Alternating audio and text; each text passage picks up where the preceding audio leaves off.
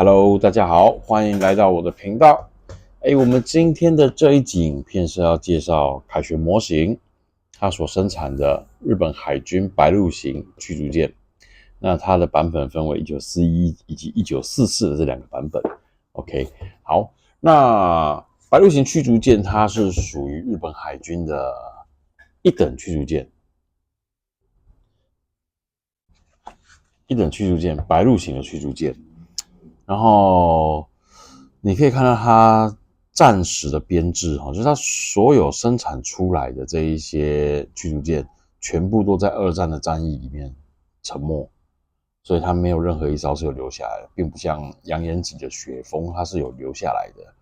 因为二战之后，日本海军其实还有一部分的船只是有被保留下来的，包含也有被划分到就中华民国台湾的这个编制里面。对，那白鹿型的就全部都不存在了。OK， 那我们今天看的凯旋模型，它的白鹿，厂商在设计这一套模型的时候，它就是在一个蛮奇特的点做一个出发点。虽然早期已经有所谓的木月，然后也有秋月已经上市了，因为它的生产方式一样是使用树脂的船身。那以往我们会看到所谓的树脂船身的时候，它就是这艘船的产量并没有非常的大，所以它就不像其他的厂牌就直接设计所谓的塑胶制的这种船身大量生产。对，它这个就是属于小量生产的。因为凯旋模型他自己也说过，他这是比较冷门的题材，所以他也不确定销售量会是多少。对，那在某些方面，它是补足了市场上这一艘船的空缺。对，所以也不能说它不好吧。它只是用对他们来讲成本最低的方式，比较节省的方式，然后把这艘船给做出来，然后让玩家可以去购买，然后回去组装。好，盒子打开之后，我们就会看到这张卡片。那这张小卡里面就包含了它是哪里生产的，像佐世保生产的，1933年动工的啊，然后初级的时候是1944年啊，结局1944年6月15号，应该是6月15或6月14那左右会就被击沉了，我记得是夜间作战吧。然后包含它续航的4000海里，然后以及它的成员，它的水手有226人。OK， 这就是它的峰会的一张小卡片。然后在里面就会看到它的说明书。套件就包含了树脂的船体一套，然后 3D 列印件一套，金属铜棒一套，水贴一套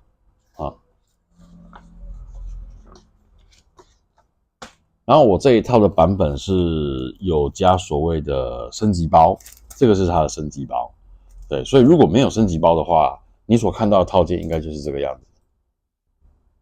有船身，有 3D 列印件，然后有这个金属铜棒，可是没有这些蚀刻片。OK，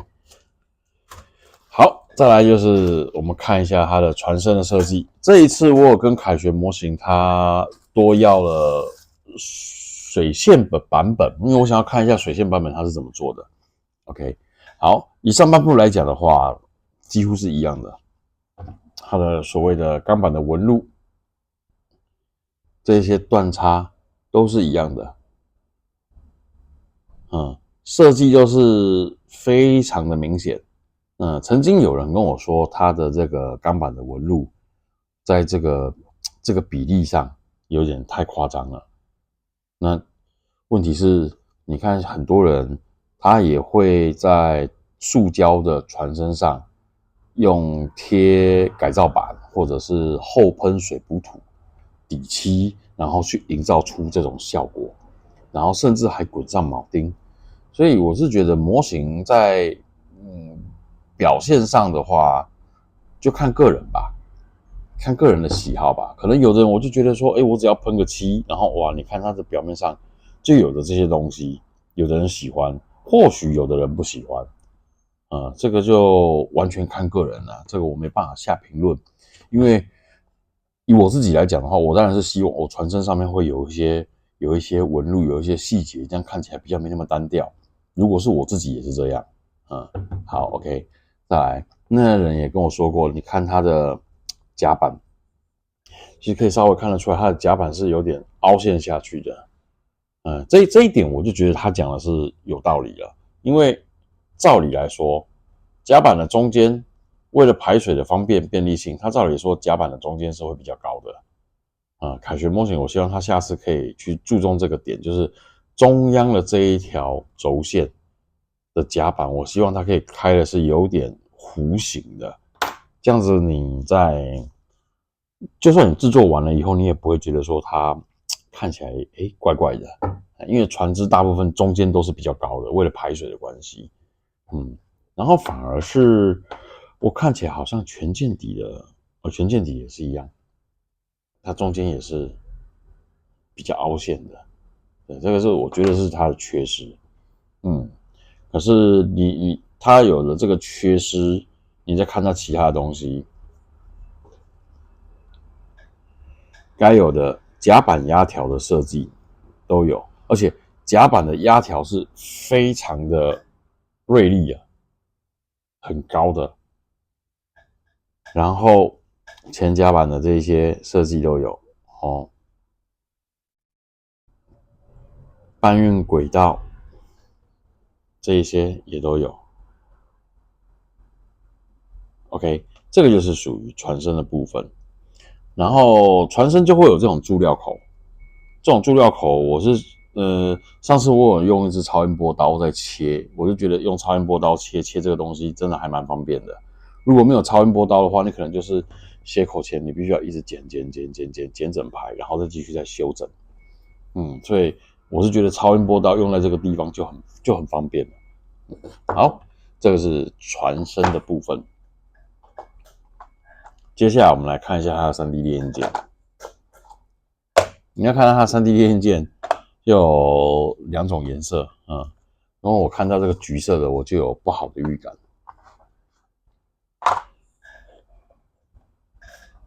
对，粘着。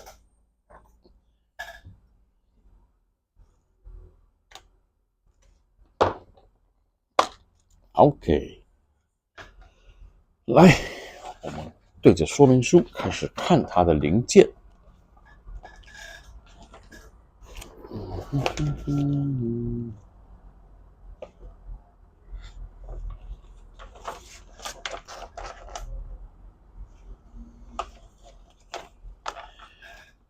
好，说明书上已经开始有跟你介绍说，开始安装所谓的细缆桩，这些小艇吊架，然后以及所谓的深水炸弹的弹射装置，这些小零件深水炸弹的储藏架、通气管，然后以及下面的这个传动轴的吊架以及推进的螺旋桨。好，然后你看它前方的这个主铆，它是要把它切掉然后塞进去的。我是觉得应该没有，如果可以的话，应该是不需要切掉吧，应该直接塞进去就可以了吧？除非它是它没有贯穿，对，它是没有贯穿的。它的洞是没有贯穿出去的。好，然后你再看到它的主炮上，炮管的高低，它是有2种高低的仰角可以选择的。然后后面还有舱门，可以安装。然后鱼雷发射器的设计是这个样子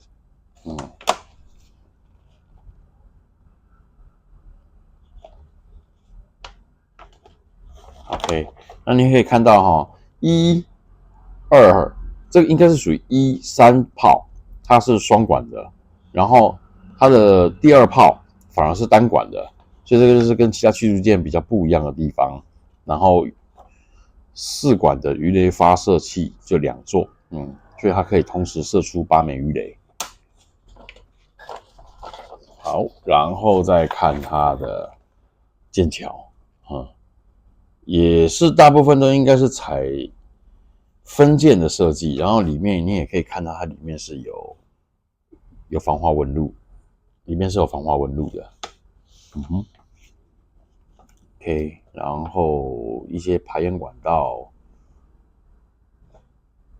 以及它的主桅杆。然后1944年在前方有新增了一个防空机枪的平台，我觉得这个东西就是在正前方这里。你驱逐舰你要安装的东西，如44年跟41年应该是基本上不会差非常多。OK， 小艇、烟囱，鱼雷装填架，鱼雷舱，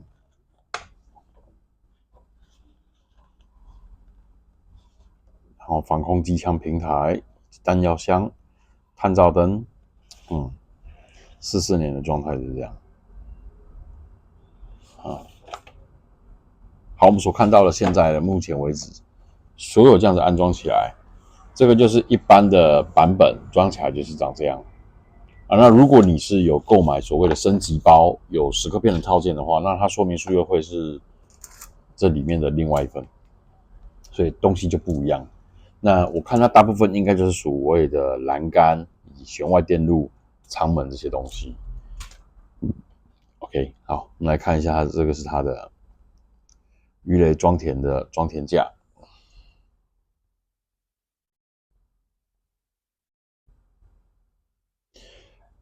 中间这边有防滑纹路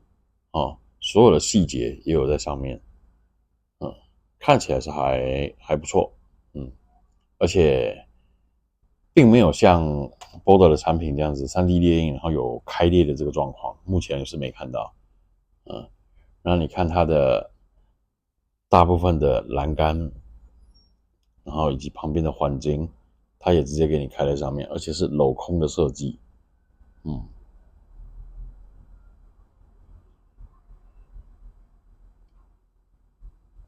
，OK， 这个是主炮以及鱼雷装填，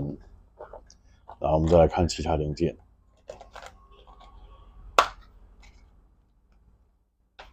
这个是烟囱的底座，你有看到它的爬梯，这些爬梯都是镂空的，一体成型打印出来的，所以安装起来的速度会比较快，然后效果看起来会比较好，只是差在组装起来的密合的程度好或不好，然后这个就是它的主桅杆，整组是3D 列印的，那这个东西我就没办法肯定说它耐不耐用，好不好用，这个我就真的不知道因为如果可以的话，我是希望尽可能的应该要把它改成金属件，它承受的重量会比较大一点。你说它承受什么重量？就张线的重量，模型本身塑胶零件的重量，就这些重量。这些重量可能对 3D 列印件都会造成一些比较大的一种压力吧。OK， 目前看起来 3D 列印件的零件的状态还不错没有裂开的这个状态。OK， 然后这个是标准版会有的东西，这个是防空机枪平台。那如果你是有买升级包的，那就会再多一圈10颗片围上去，那你必须要自己粘10颗片。你也可以看到上面是有防滑纹路的，不过我看起来这个防滑纹路，我看起来是不太及格啊。它应该再做的再锐利一点，然后排列要再更准确一点，才会比较好看。好，这个是鱼雷舱，看起来没问题，这个就真的没问题了。各方面看起来都还蛮漂亮的。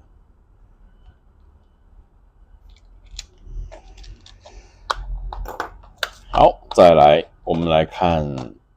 剑桥的部分。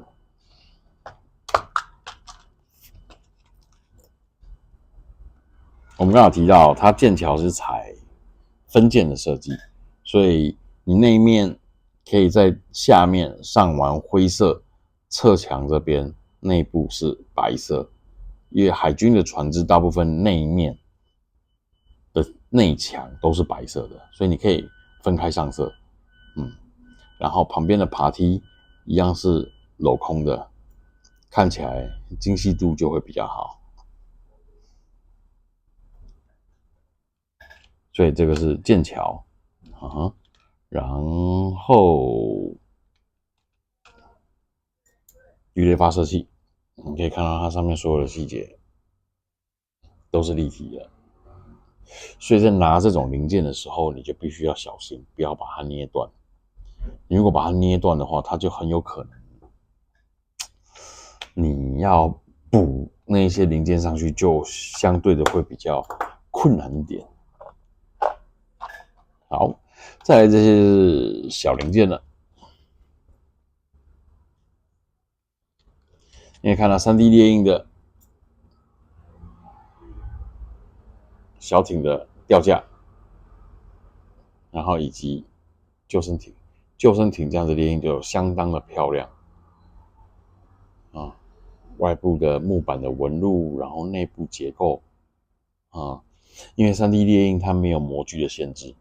所以它都不会有一些推出孔的这种设计。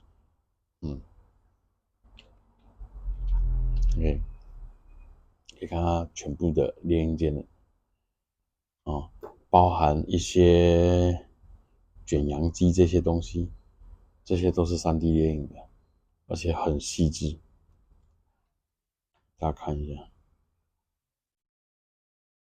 你只要上色就可以了。旁边的弹药箱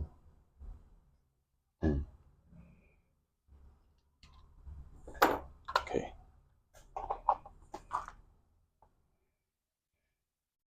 然后救生艇以及传动轴的吊架主舵，主舵上面还有纹路，还可以看得出纹路。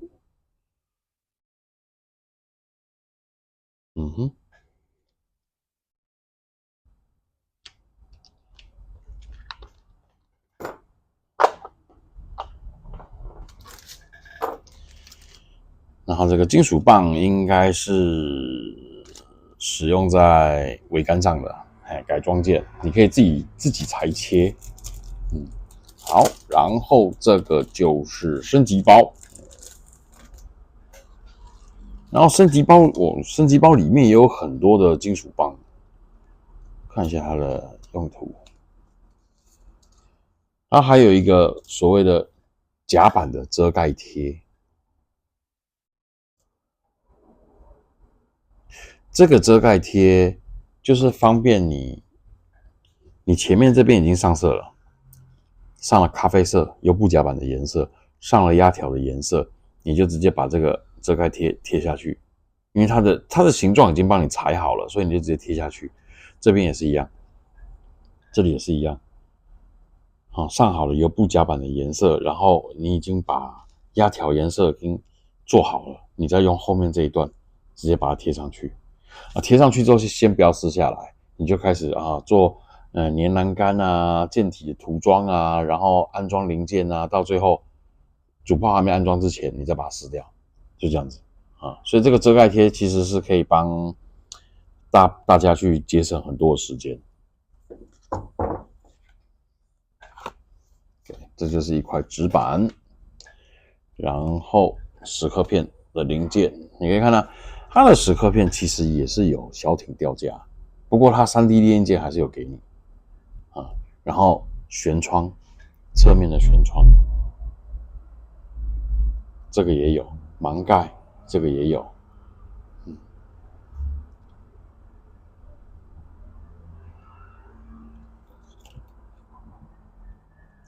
栏杆，然后搬运轨道，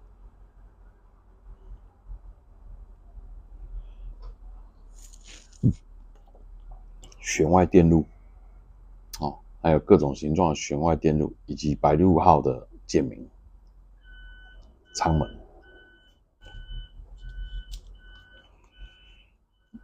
炮管，然后金属棒。就我这根金属棒已经歪掉了。OK， 没关系，这个以后再说，因为我可能目前没有计划要制作白鹭号的驱逐舰，因为我船真的做不完。OK， 这样就是又是另外一份的说明书了。你可以看到我们刚刚看到原本的那一套说明书，它这边是全部都是用红色的标示，就是使用 3D 列印件下去安装的。那这一次的就是都是金色的以及彩色的，让你知道说你蚀刻片安装的位置。所以如果你是买升级包的，内含升级包的，我觉得你应该是可以看着这一套这个说明书，你就可以来安装这艘船了，就应该就不太需要再看原始的这一份说明书，我觉得应该是不太需要，因为它船身上的零件大部分都，那就看起来就是这样子而已啊，没有特别的，就是没有说很多都是长得一模一样，你需要靠编号去寻找啊，就是这种船大概就是这个样子。OK， 好，今天就是我们的白鹭型驱逐舰啊，这个是有升级包的，给大家做一个开箱的测评。那下一集我还是继续赶工我的阿塔狗，OK， 那我们下一集见，拜拜。